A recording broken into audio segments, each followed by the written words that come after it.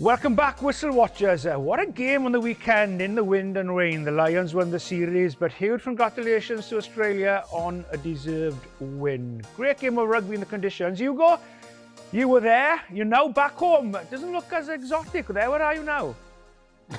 The weather in Sydney was biblical, so I've travelled 23 hours. I've made it back to sunny London. There's loads to get into, but before all of that, this is what we've got coming up. Why didn't the TMO review Dan Sheehan's clearout? We discussed the incident that became very clear after the game and what's happened since.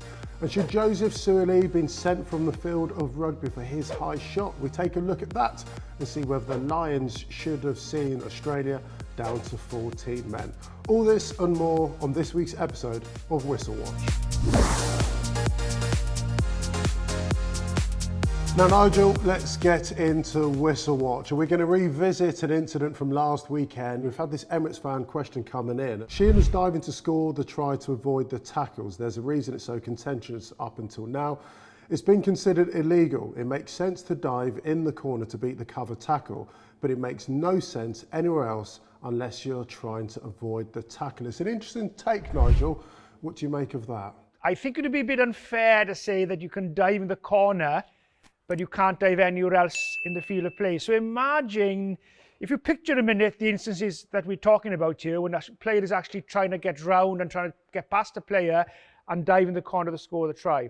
Now imagine the player now then with the ball is running the other way. So he's actually running towards the goal post rather than running towards the corner. So his actions to dive and avoid is exactly the same that he'd be doing in the corner, but this time it's more towards the center of the field. So in order to be consistent, you can't say that you can just dive into the corner, but you can't dive anywhere else. So I think if we strip it back and stick to the facts, and this is the big debate, you only have to decide one simple thing.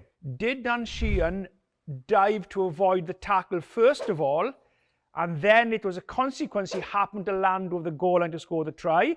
If you believe that, then it'll be a penalty for jumping out or diving to avoid the tackle. If you think, well, no, he's going to go for the try, but in doing so, he's actually has avoided the tackle, then we would play on. But although it's a good point raised, it's going to be very, very tricky. Imagine you're allowing a try for Dan Sheehan because he's dived in the corner, and then 5 minutes later, you're denying a try for somebody because he's done exactly the same thing, but has done it near the goalpost. Then we're going to have a big talking points for the following months to come. On that theme of clear and obvious, we've had an Emirates fan question in. I can't believe that the TMO didn't look at the grounding on Jack Morgan's try. The angle looked like it was clearly held up. What was your thoughts on that? A fair point, because if you're looking at the TV footage on it, you would have a question, oh, actually, was that ball grounded? Because you're unable to see it being grounded, but also as well, you're unable to see if it hadn't been grounded. And the best man to make that decision is the referee, who was in the perfect position and saw it grounded, hence he awarded a try. Now, this is the key thing, Hugo. If he has clear evidence to overturn that on-field decision, he will come back and tell the referee, hang on, I've got footage here that clearly shows the ball is not grounded. Then he'll put it on the screen, the referee will look at it, and they will come then to the correct outcome. But in this instance here, the TMO hasn't got, and I believe the same thing from what I could see watching it, there was not enough clear evidence for him to say this ball is not grounded. So you go with the referee who was in the best place. But I have to say, to be fair to the question, a very good question asked, when you're looking at it, it does look like it's held up, but the referee was in the perfect position, nothing to overturn it, and the try was quite rightly awarded.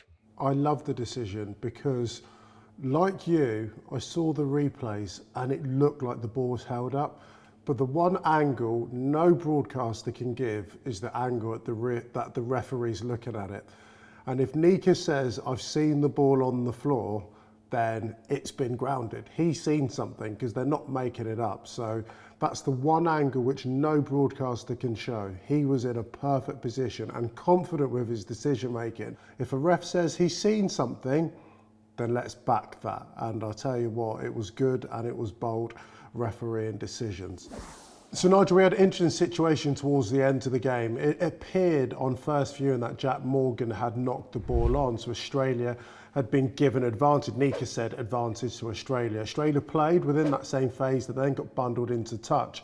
Upon reviewing, Jack Morgan never knocked the ball on, and so Nika actually changed his mind and said there was no advantage, it's a line out to the line. So we've seen a slight difference of attitude for Australia. Harry Wilson came in and said we wouldn't have maybe have done that had we'd not had the advantage, but ultimately the right decision was made. How do you get that balance right, and how do you manage a situation like that?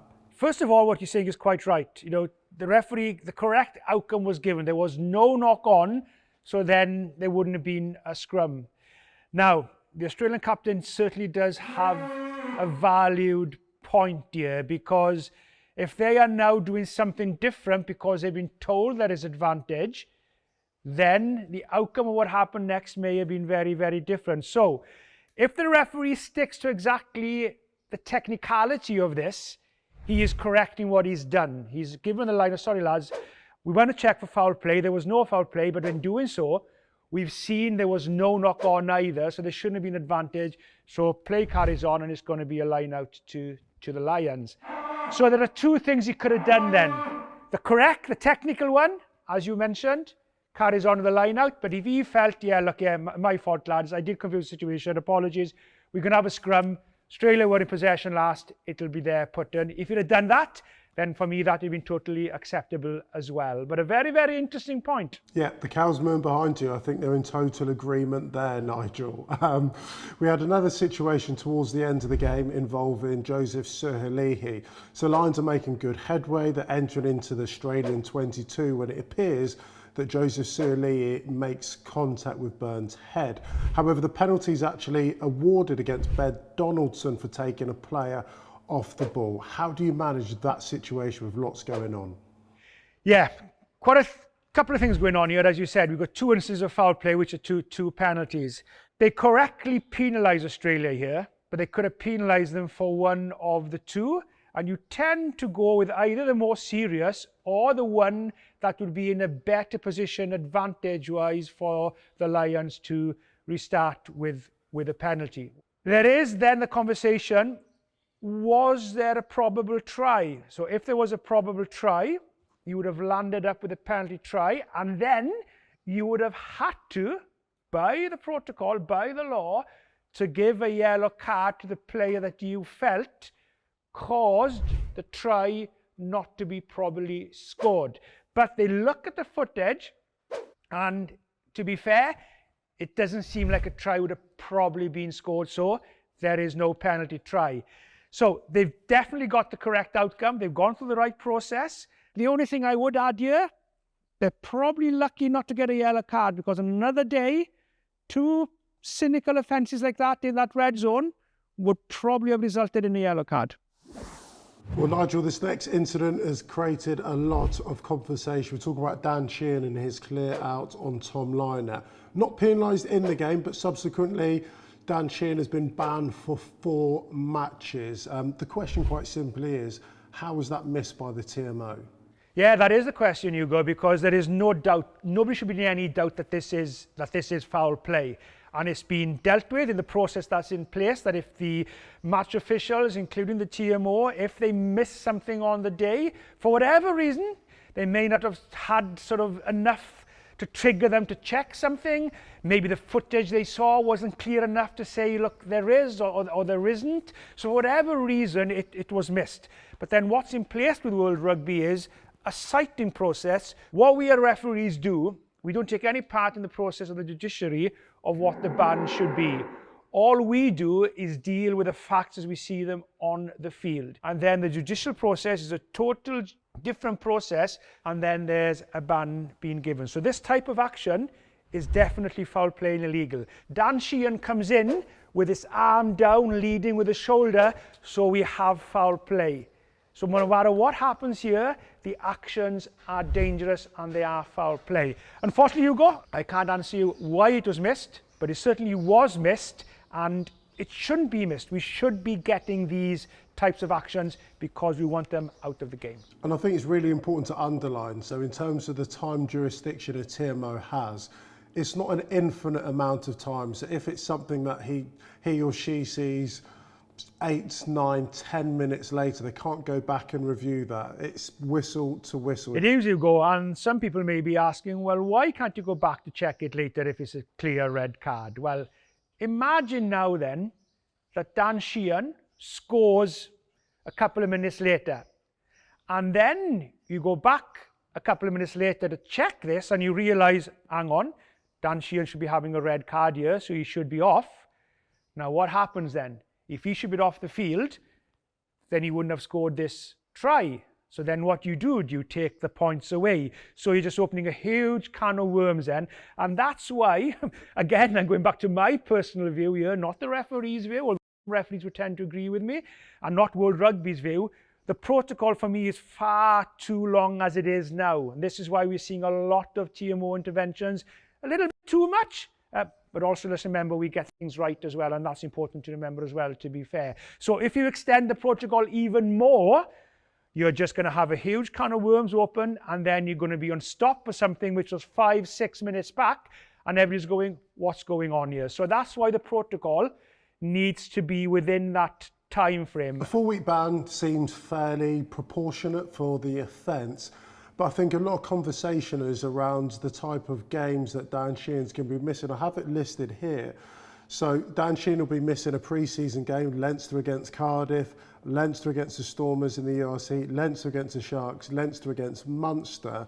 So you've got an offence that took place at an international level, and then he's likely to miss a pre-season game, a warm-up game, and then 3 URC matches. How do we create a greater sense of equilibrium whilst we're trying to stamp out these type of offences, but also try and find not just the length of ban, but the type of game that matches the arena which the offence took place in? I personally think that it should be either like for like, so international matches, or it should be at least league or competitive matches. One thing I think is easy to scrap off are the friendlies. You can get rid of the friendlies. That can't count. That's an easy one to do. Becomes a bit more difficult then in deciding, do we stick it to international matches, which means he could play for Leinster, but then in the autumn he's not going to be available for Ireland. That's a little bit more tricky maybe, but certainly friendlies, get them out of the equation, meaningful matches, league, cup, or international matches at the very least. Yeah, I couldn't agree more. Scrap the friendlies. They should never, ever contribute towards this. I feel sorry for the fans in this one. So the clubs pay the majority of the players' wages, but then you see players go off on international duty. They'll then pick up a 4-week ban. So they're the fans who support Leinster in this example. They don't see their player for the next few weeks, and the club suffers a consequence for the actions whilst away on duty. But Nigel, not just in this incident, but we've seen it for a number of years in international rugby, when a player commits an act of foul play, it could often injure a player, whether it be HIA or a broken leg or something quite significant. A player could be out for months, but we could see the offending player serve their ban 4 to 6 weeks and often be back before the player they've inflicted injury upon. That doesn't seem fair or right. How do we navigate a situation like that, and what should be done?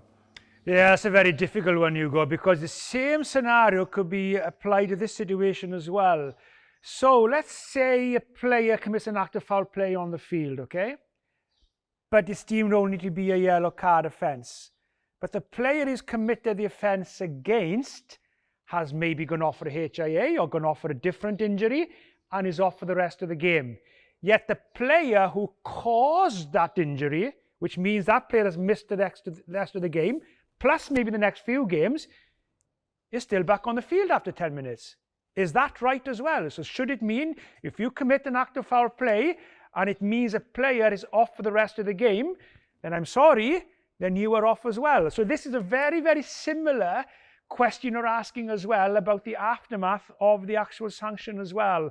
And it really is a very interesting talking point, isn't it? Because imagine you are very reckless. We're not talking about something that's unlucky here now or accidental, something that is totally reckless. You were absolutely reckless and you've caused a serious injury, and yet you're landing up with only 2, 3 or 4 weeks span. Is that right?